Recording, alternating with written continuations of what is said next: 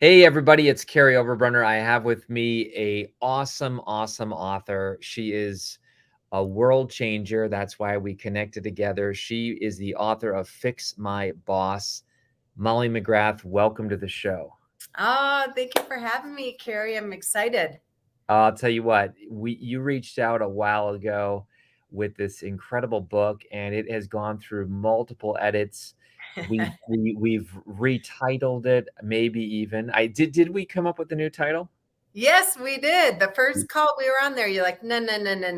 This ain't. Yes. I love it. Well, listen, this has actually been voted as one of our best covers ever, and I'm not just saying that, like, I agree. yeah, in I fact, just got my copy this morning.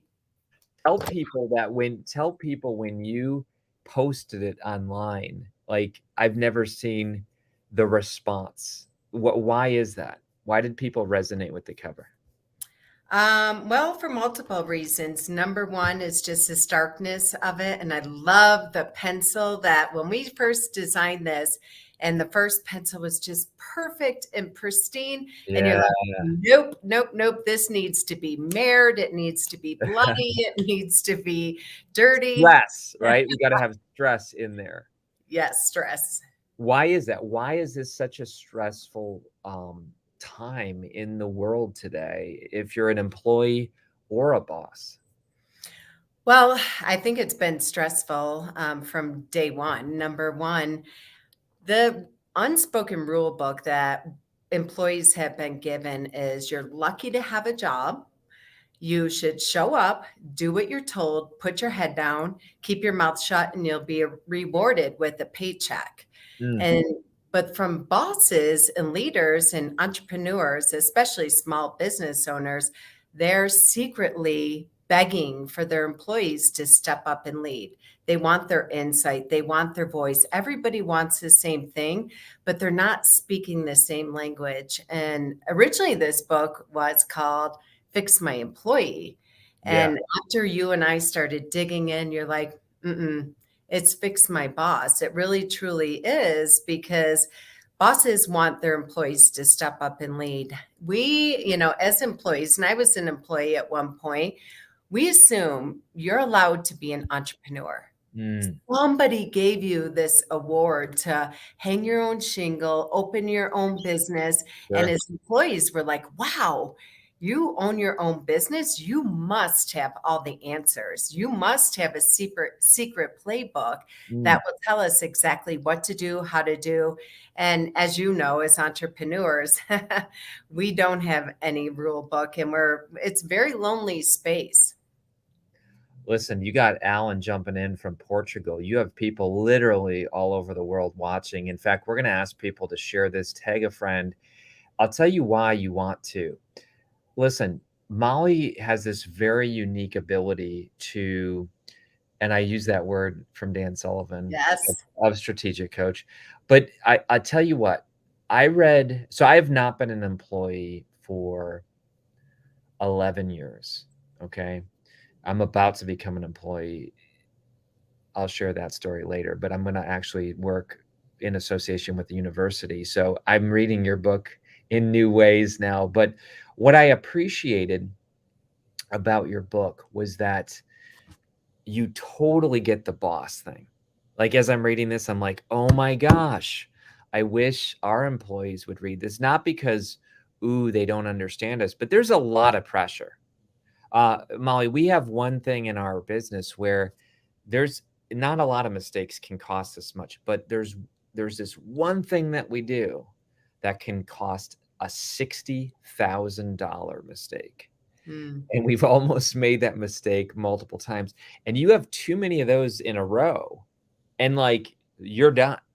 You know what I'm saying? Who's got 60K multiples of 60K all over the place, right? So my point is that, like, there's a lot of stress going on with the boss, but then you have this amazing ability to get inside the employee's head and be like, look, the boss doesn't have a clue about what I actually do. You say it in a nice way. But that's why I think your book is going to help so many people, because it's this amazing both worlds. How did you get that expertise?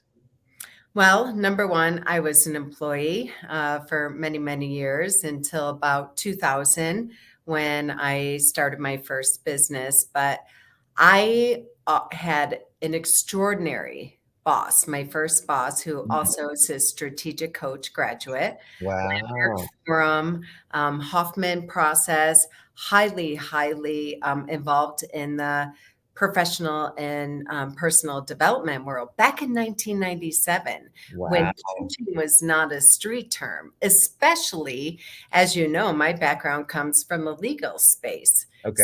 So I worked with attorneys. I work with attorneys by and large, and attorneys are trained skeptics. They will say that. You know, they're trained to believe nothing. They're very much a very rigid industry, Okay. for multiple reasons. And so my first boss was an attorney, owned a law firm, and also owned a coaching business. And he taught me how to become an entrepreneur in an entrepreneur's world, how to become a leader. He gave me the space and grace and said, I want your opinion. I want your voice. I want your insight, which was very, very unique for me because I was always taught, you know, the rule keep your mouth shut, do what you're told, and you'll be awarded a paycheck. Mm. I'll tell you what, you use these terms and having worked with you now for several months, like the term you just said, what did you say? Space and grace? What did you say? And explain what that means. Well, a lot of times bosses are so busy and employees believe, well, they're so busy, they're so important. I don't want to bother them by asking for time, asking for attention so I can provide my feedback. And so when you allow for your team members, number one, you give them the responsibility, the authority, and the permission to use their voice. As my coach, Sarah Cannell, always says, the answer is in the room. And right down to the receptionist, right down to your team members on the front line, they know the problems and they also know the solution. And in the book, I teach, you know, for employees, if you want the time from your entrepreneur, from your leaders, from your C-suite, come with a proposed solution versus constant problems. And they will continue to give you all the time and the space you need to really whiteboard and give your insight on the solutions that you see with clients, with conversions, with the calendar. And I Wow. always say, so go the calendar, so go cash flow. Wow, I love this. Well, listen, you're getting, live testimonials here. You helped, I guess, Alan, Oh, and I love Alan, one of my favorite attorneys in Wisconsin.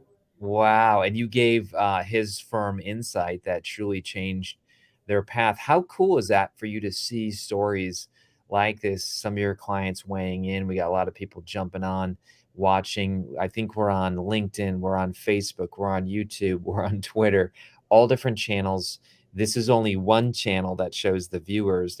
There's incredible amount of viewers all over the different channels. But why do you think, you're able to help a guy like Alan? Don't give us the details, of your private client, but how are you able to come in and help different firms and companies? Well, Alan is the poster child for this, absolutely. Number one, because Alan really, truly, and anyone that I work with values his team. He realized that his team is the greatest asset in his business. Mm, And he showed up fully, wholly coachable, willing to, I always say, you know, my job is to pull out the junk drawer, dump it on the proverbial conference table, allow for everyone to look at it, and then clean it up and compartmentalize it based on the organizational chart and the areas that we want to hit. And my favorite thing about even working with someone like Ellen and my favorite clients is call number one, we show up in the Zoom room and he sits back and he's like, team, what do you think? And allow for them, their voice mattered. Not only did it matter, he absolutely positively depended on it because he's wow. in the conference room meeting with clients, hopefully all the time, speaking engagements, doing workshops, etc. And he knows, I need to lean on my team. I need to empower them. I need to give them not only the responsibility, but the permission to hold me accountable. As I will put myself right in the hot seat. As entrepreneurs, as business owners, as leaders, we're the biggest bottleneck. And the minute we're willing to take vulnerability and really Yeah. own that and share it with our team, they'll take a bullet for you. Wow. I've even seen how I've had to grow the last few years. A lot of times people say they want help, they say they want a great team, but then they don't give up control or decision-making power. And so I've been blessed with an incredible team, but Mhm. even our team has been reading your book, and it is good. And I want people to realize, like, everybody here is gonna get an incredible gift in just a moment. So stick around, share this, tag somebody. Listen, Molly, I remember a long time ago, I was at a different job and I was an employee. My boss and me did not match. And it creates a lot of other mental health issues. You take that on the weekends. You take that with you. You can't just like check out and say, "Oh, I'm not going to bring work home with me." It goes with you. Do you see a bigger goal here, a bigger mission? Meaning, yes, you're gonna fix your boss and employees, but is that gonna actually then transform families and mental health? What do you think? Absolutely.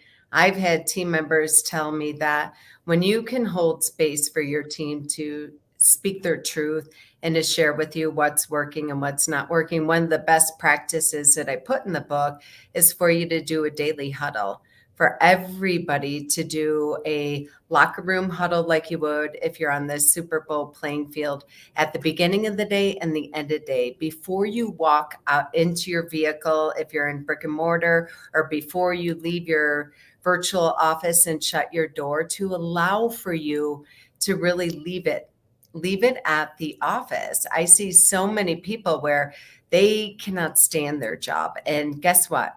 What's the first thing you do? You walk in the house, and what's the question? How How was your was day? your day? Yeah. And a day after day after day, your spouse, your children, your partner, your friend, your family, what's their response to you? They're like, leave your job, leave your job. And that doesn't have to be the answer, because a lot of times I speak about this in the book. It's not about running from, it's about running to. So when you can have the courageous conversations, one of the chapters in the book, and really have that upfront crucial conversation with your team members, with your boss, about what's not working. And that's one of the agenda items on the daily huddle. What didn't work about today? Not from a place of shame and blame and weaponizing, but allow for us to identify it, name it, and then be able to put a pin in it for something that we're going to solve at another time. But you talk about you and your boss going head to head. I talk about the Colby A index in the book, which I Yeah. know you're very familiar with. Eternally grateful to Dan Sullivan for introducing that tool to me. And when you identify how each of us are hardwired, how we like to give and receive information, how we like to be communicated with, it changes everything. It's not that you're going to change anyone, but you're going to speak into another person's listening in a way that makes a difference for them. So good. I love this. I'm gonna take people into the table of contents in a moment where we can get a little snapshot of the book. But I do want to encourage people right now, if they go to fixmybossbook.com, fixmybossbook.com, what we're going to do is we're going to show you a little bit more about what this free gift is. So this is a special workbook, and you literally get this no strings attached, and this is going to give you a ton of value. Molly, what are people going to get when they ask for this? Yes, so it's many of the exercises that I talk about in the book, and without even reading the book, you can download it and really give you some insightful conversations and tools and exercises that you can implement today. So you might not have time to listen to audiobook, read the book, order the book, what have you. No excuses. You can download this and implement it immediately. Put a hour long conversation, half hour long daily huddle with your team members and say, we are going to transform the way we do everything here, how we communicate so we can reach goals, so we can really step up in league, get clear on our roles. As you're showing here, how to have the courageous conversations. Because I bet my bottom dollar that everybody, whether you are a boss or an employee, has some kind of niggling feeling inside of you about somebody that you're working with. Maybe you're accepting good enough. Maybe you need to have a courageous conversation that you're afraid to have. Bosses so often are like, oh, I don't want to have a conversation because I'm afraid that they'll leave. And the team member's afraid that they're going to be fired. And my goal is to eradicate that from the workspace and really truly from your life going forward. I love it.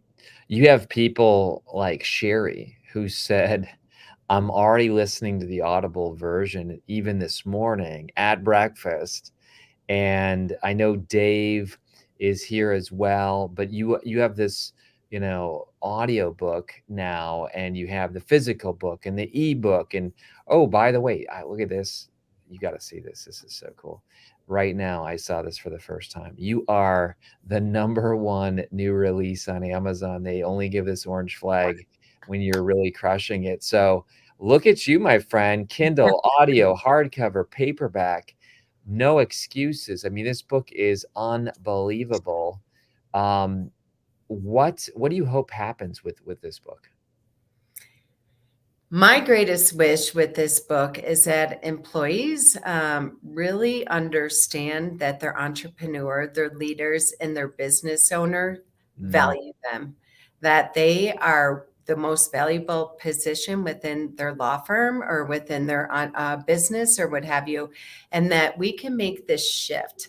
So when you and I talked about titling this a Fix My Boss versus Fix My Employee, yeah. my greatest wish is when an entrepreneur will say, actually, they're the boss. My team members, they're the boss. My job is to lay out the Wow. vision, become the visionary, enroll my team in true north, and really and envelop them into the overall mission, Yeah. vision, our core values, and let them drive the bus, as they talk about on Good to Great. And my job is to sit in the back seat like driving Miss Daisy, and my team members telling me exactly where to be, where to go. They have my front, they have my back, and that's my greatest. Someone like Alan, where they show up and they're like, "Oh, all right, what you got today, boss?" And he's talking to his client service coordinator. Ooh, He, that's good. yeah, is my, as an entrepreneur, I don't have all the answers. I want to hire right. I want to onboard right. I want to empower my team consistently. I want to re enroll them every single hour, every single day into my vision, and then allow them to hold me accountable for carrying out the vision. And for when I'm trying to, take back control or start to become a micromanager, for them to say, no, no, no, no, no, we got it, and for them to consistently instill confidence in me and vice versa. Being an entrepreneur, being a boss, Mm. you find out really quickly, if you're self-aware, what your blind spots and weaknesses are. And that's why I love this book. You give us 3 benefits, and I think those 3 benefits are so critical because it is a simple plan. It's simple but not easy, but it's simple. But you're gonna cultivate respect. I love this. Risk courageous conversations and increase the bottom line. Let's break these down one at a time. Does respect need to go both ways? Absolutely. Mhm. Absolutely. Another wish I really have with this book is business owners, employers. We've been taught that when we hire, it's a transaction. Mm. That, I'm going to hire you, I'm going to pay you for the goods and services that you provide. For employees, and I'll say us because I was an employee for a very long time, it's always been about a relationship. And at the end of the day, we have never ever had the mindset or the wherewithal or the awareness to actually put a name to the terminology respect. In all the years that I've ran surveys and I've ran intakes on team members on when they start to work with me and when we complete working, it's about respect. They really Mm, want to feel like a value creator. They want to feel like a difference maker. And again, they don't want to when this can align the respect from the entrepreneur and from the employee, and they are appreciating their time, they're respecting their time, and they understand that their desk is just not a dumping ground for everybody else's problem, but they can actually have full control of their day, of their workload, and mm. of their energy. It's so good. Let's just take a deep dive into this book here for the next few minutes. Part one is cultivating respect. And you basically, this is why I love your thought leadership, the power of the pause. I mean, again, me working alongside you with this book, you've educated me. But like, what is the pause? What is the power of the pause? What happens when you don't have pause? Guilty, what? Talk to us about that. That really hit me at the power of the pause. I had heard a saying once that the time to change a tire is not when you're going 90 miles down the highway. Mm, And, so often as busy, which, I always teach people in my programs, you're no longer allowed to use the word busy ever again. yeah. The second you aren't busy, you are out of business. It's about how you manage your energy and how you manage your time. So the power of the pause is about building hardwire within your day, within your week, within your quarter, within your annual planning times for you to, as they say, put the oxygen mask on yourself before assisting others. Because when things go wrong, not when, not if, our go-to as professionals is to white knuckle it and push harder, faster, more, better. Mm, And that is not the way to solve problems. That is not the way to gain perspective. And so often, when I work with business owners, I'll say, great, you have to put time in your calendar for growth days. As you know, in Strategic Coach, they teach a lot about chunking out your time, chunking out your days. Like, we don't have time for that. We're too busy. And the second I hear that, that's the greatest problem is that when ah, we believe that we don't have time and we give the same grace and respect and time and over delivery to ourselves, to our team that we do for clients. We would never tell a client we're too busy. We would never tell a client that we don't have time, but we allow that for ourselves internally. mm. And, however we go internally, it just oozes out externally for clients, referral source, and your community and branding. You have so much wisdom that even though you've been in a narrow lane with the legal, industry, even through this process of us working together, you've kind of said, "Look, I'm ready to take this to the world." Mm. What is changing, Molly, inside you? How have you seen bigger? Where do you see your services moving toward? I love that question. I think what's changed inside of me, I've been serving in the legal space for 26 years now. Mm, And it was you who really inspired me. I think it was like our second or third call where I showed up and you're like, I need to pause for a second. And why is this just for the legal space? Why isn't this for every business owner, entrepreneur, human yes. being? And you and I had a really great conversation about, you know, we're interacting with human beings first and human doing second. And Mm, for me, I just really opened everything up, and I have just a deep bow for you, Carrie, for that, mm, because you're exactly right. And it's really pushing me out of my comfort zone. And I'm really excited about it because I walk, talk legal and have for 26 years. And now I'm envisioning myself working with all entrepreneurs, Yeah. all employees out there. And it just really takes a lot of the pressure, so to speak, off of it and allows me to expand and bring a lot of my spiritual journey into it. As Yeah. you know, I'm heavily involved in the yoga community. I do a tremendous amount of personal and professional growth. And I'm just really excited to work with people in all different industries Mm. because I think it allows me to become a lifetime learner and learn so much about different businesses that, it just really excites me. Yeah, I saw you we all first of all, we all see our own stuff differently than other people. And when I saw you, I'm like, "You're playing too small." I really felt like, "Wow, you've even helped my mindset. I see you helping people outside the legal space." So I knew this needed to be global and not just a narrow lane.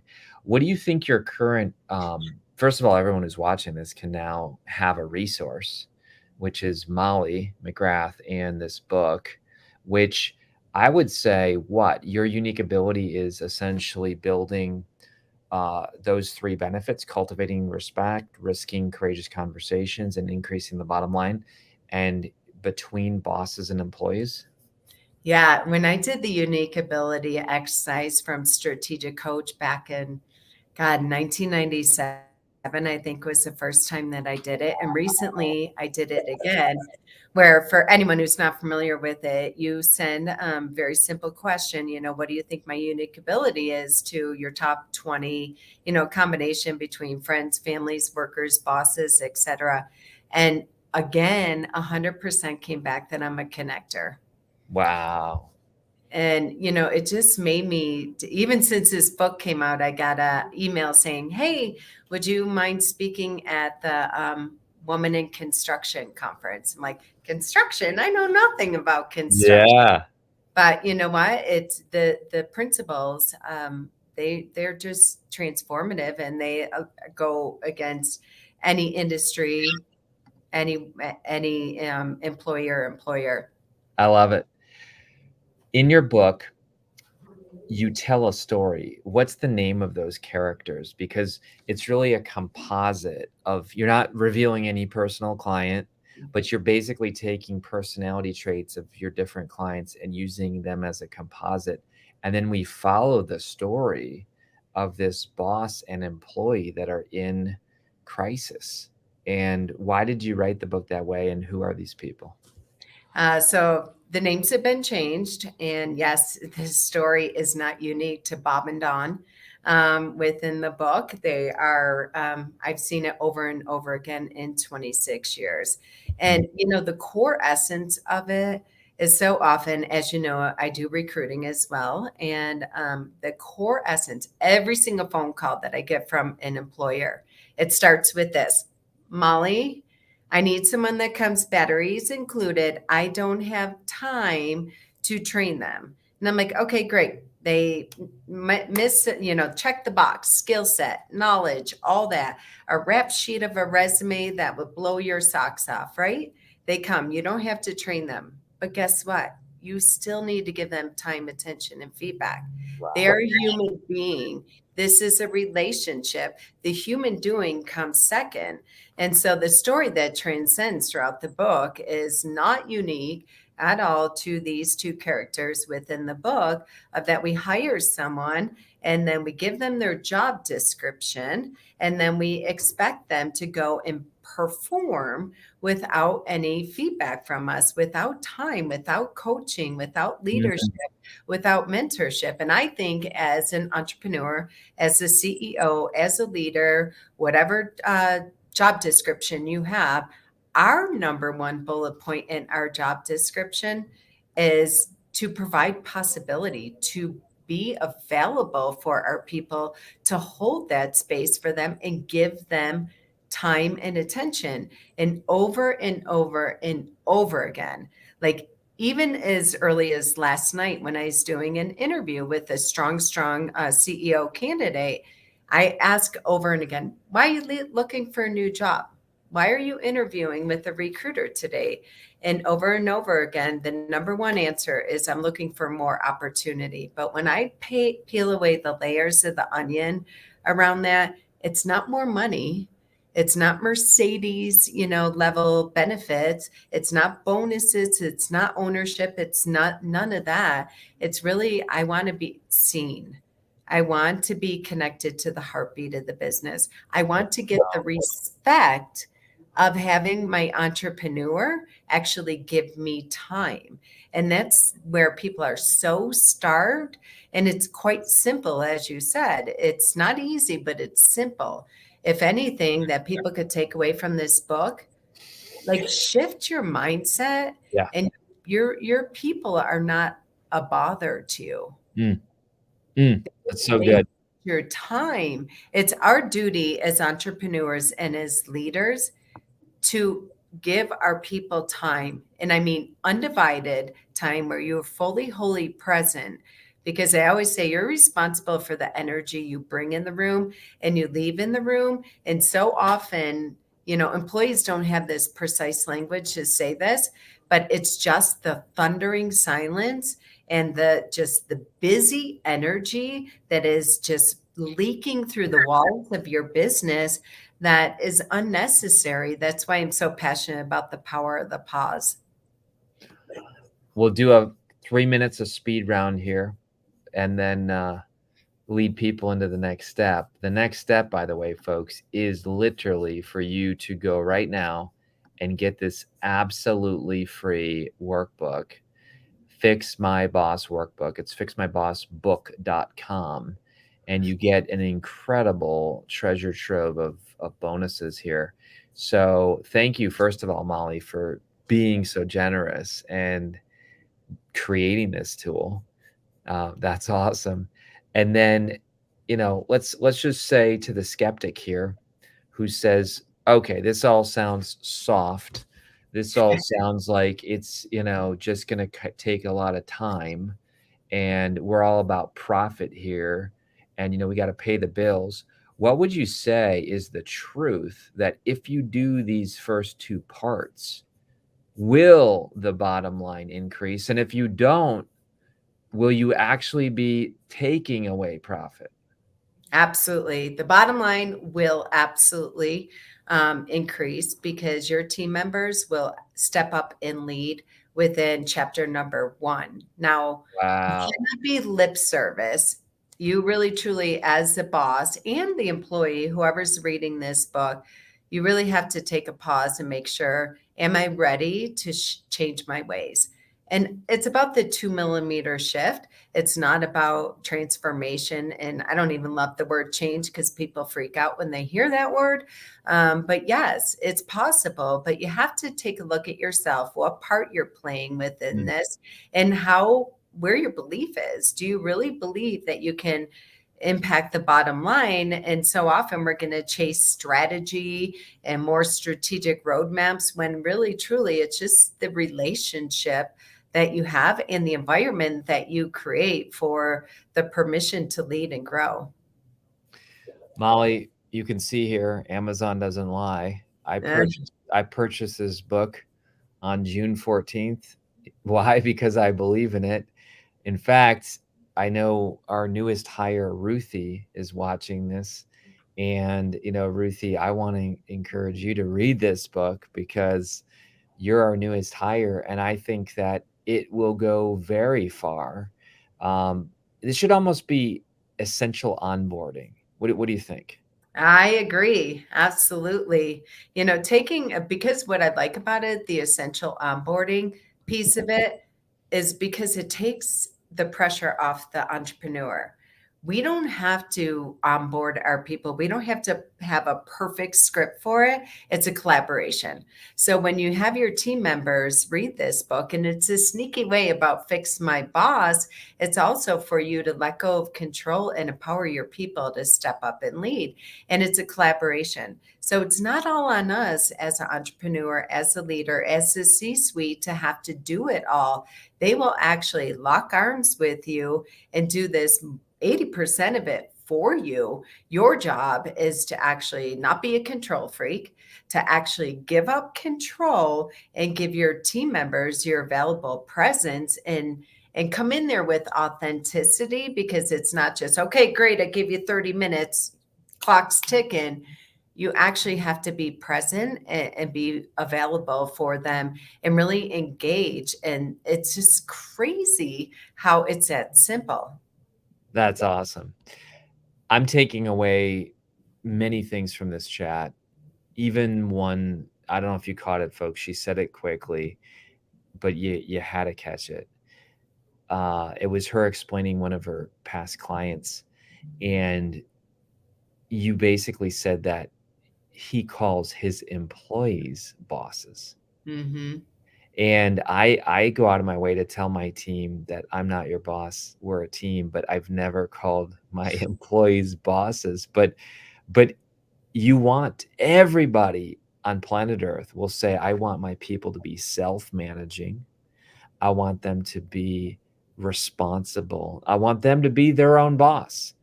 And when you have a company that really takes that accountability serious, what what do we see?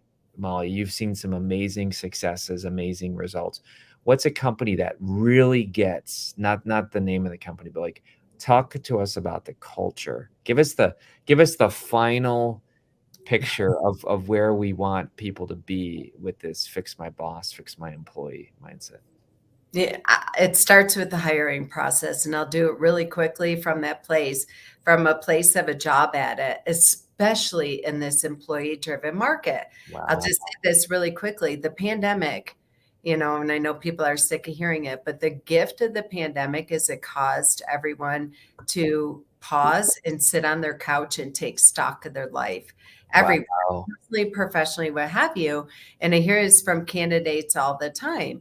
They want to work. We spend most of our waking hours at work, Mm. and even after we're thinking about it in the shower, what have you. And so it starts with your job ad. You are writing it from a place that you, as an entrepreneur, are attracting people. So it's no longer the heavy and hard ad about your requirements and your degrees and what have you. You want to paint the picture of your culture, Wow. that we have Friday happy hour or whatever it is. It needs to be authentic. And then when it comes place for the interviewing, when you're interviewing people, I facilitate so many Zoom interview, and the entrepreneur shows up there. I'm like, this candidate's not going to take your job. You're showing up there with like a clinical clipboard where you're interviewing them, and right then and there, I've had so many candidates in 5 minutes are like, nope, I don't care. It's $20,000 more. Like, there was no banter back and forth. There was no, I could feel that this is not the place that I want to live and work. So right there starts with Mm. your job ad, how you show up in the Zoom interview. My two favorite personal injury lawyers, hard trial lawyers, what have you, they show up in their concert t-shirts. They have their kids running around in the back, what have you, in the interview. And in 4 seconds, the person's like, that's my place. That's where I want to work. Every single day, they have a military stand-up huddle, a daily huddle. I have the agenda in the book where it's managed and led and facilitated by the team member, the boss, not by the entrepreneur, where they're really managing the time, they're taking control, and then they flip it every single week. Somebody on the team leads it. So there is empowerment, there's ownership, there's enrollment within the process. And the entrepreneur and the boss shows up and they're like, okay, guys, here's my top 3 for today. Here's what I'm supposed to do. And the team members like, whoa, whoa, whoa.